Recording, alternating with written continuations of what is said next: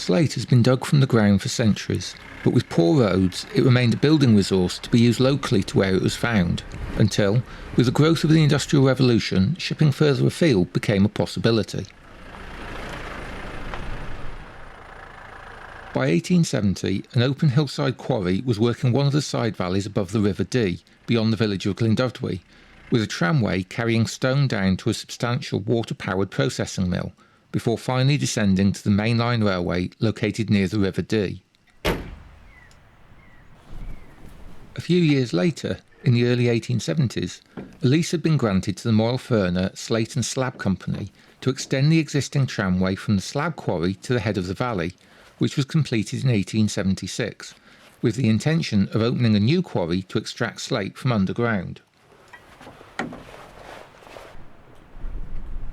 By the mid-1890s, the quarry had reached its peak, employing 198 men and producing 7,415 tonnes of slate. In 1911, a sawmill was built using Rushworth horizontal sand saws to cut the stone, but slumps in sales had seen the workforce fall to just 97 by the start of the First World War, and after the war, the government borrowing the workforce to work on forestry projects did little to help recovery.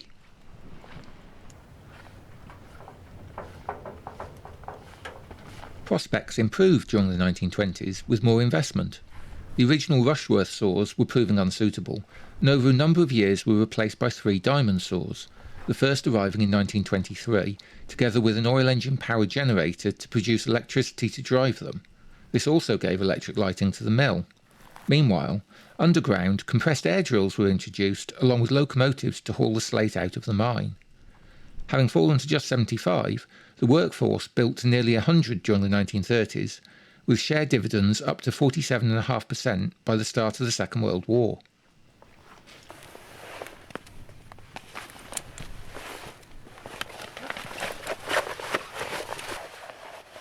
After the war, the tramway fell from use, with its sale raising just over £1,000. Instead, from 1948 onwards, a lorry was used for transport, reaching the mine along a steep and narrow lane, which would also collect men from nearby Llangollen and Llangollen. Conditions were improved with the installation of dust suppression equipment in 1951, but this was also the last year a share dividend would be paid, of just 5%. By 1955, all those working underground had been issued with electric headlamps, but it was becoming difficult to retain experienced miners and attract new apprentices, especially to a remote location. The workforce was becoming older and less productive, and being faced with unsustainable losses, closure was looking likely.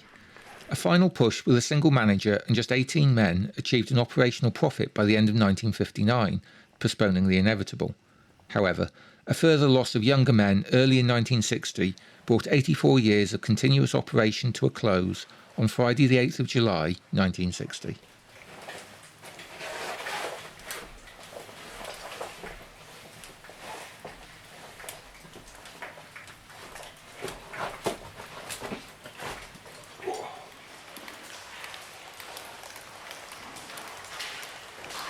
After closure, the various adit entrances across multiple levels were collapsed down, today leaving just a single ventilation shaft for access to level 5. Underground, there's much to see, with the location being a popular place to visit.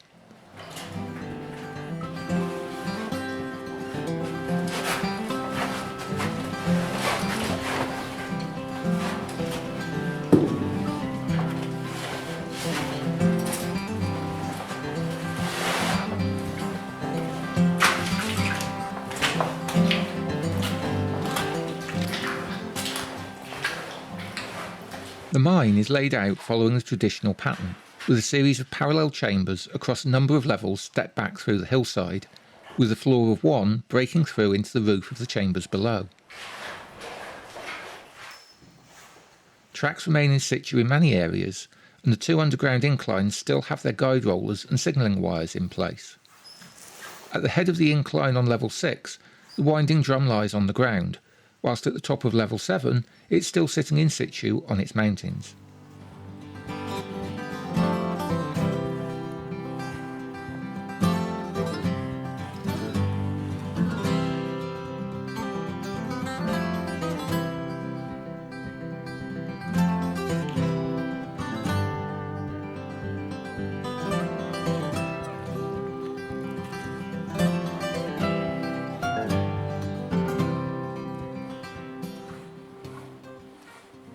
Also on level 6 lie a pair of upturned truck bodies, their wheel sets having been removed, presumably for use elsewhere.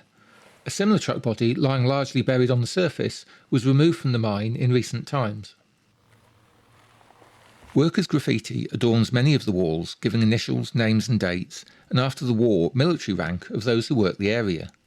Although becoming damaged over time, light bulbs can still be seen, along with switchgear and wiring, from the electric lighting used to illuminate the main haulage tunnels, along with abandoned machinery and tools.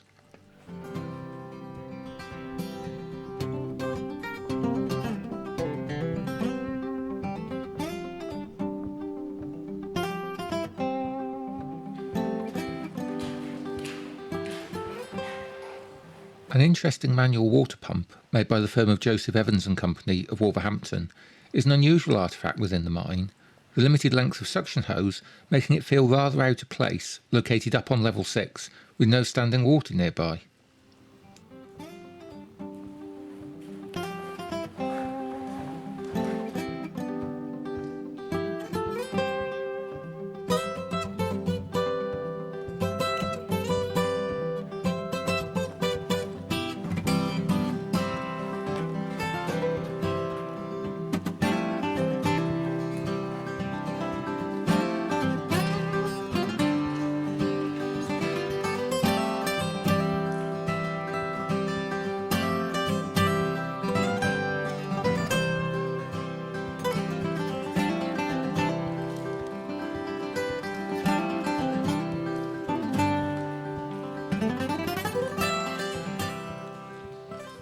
At the far end, it's possible to find chambers left how they were last worked, with a hand-operated winch positioned to lift blocks of slate from a chain suspended across the chamber up onto trucks for transport out of the mine.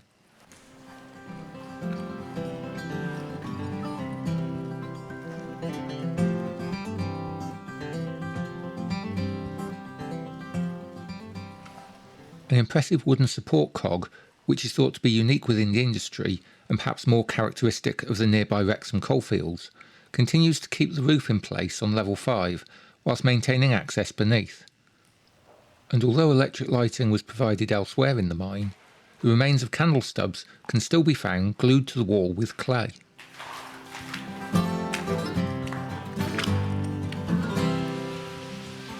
Elsewhere, on level 4, where later chambering cut through the access tunnel back to the entrance, a characteristic timber bridge was built, suspended from the chamber ceiling to maintain access.